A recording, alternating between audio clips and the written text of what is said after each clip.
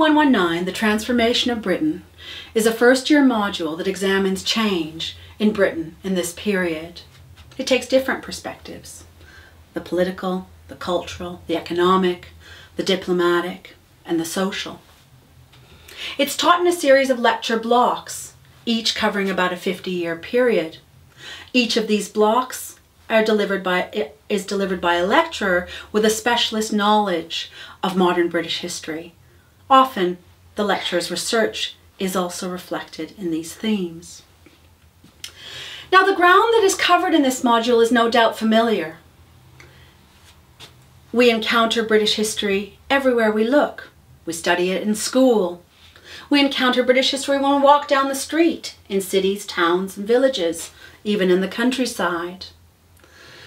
We deal with these themes when we talk to friends and relatives, when we discuss yesterday, when we discuss many yesterdays ago. Now, for this reason, HST 119 is particularly accessible. It's familiar in spatial and temporal terms. But you know what? For the very same reason, this module belies expectation. Because we're not just interested in telling a story. We're interested in looking at the narratives that have been used to construct modern British history, to understand change, to understand ourselves, to construct national identity. We're also interested to deconstruct these narratives, to engage in debates that are fueled and inspired by political and social controversies all around us.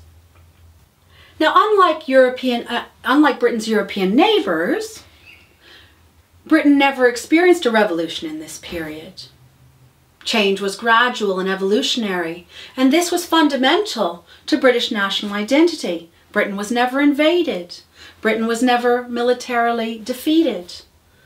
The idea of British identity is of a nation that experienced slow, gradual progress.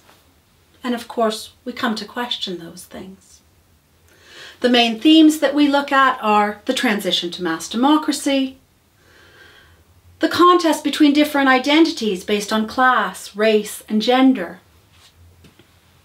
as well, of course, as the rise and the fall of Britain's empire.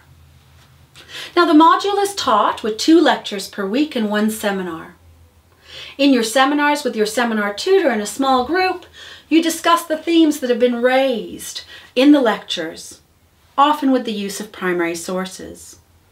It's a time for reflection and deeper thinking about the themes that you've been examining in the lectures.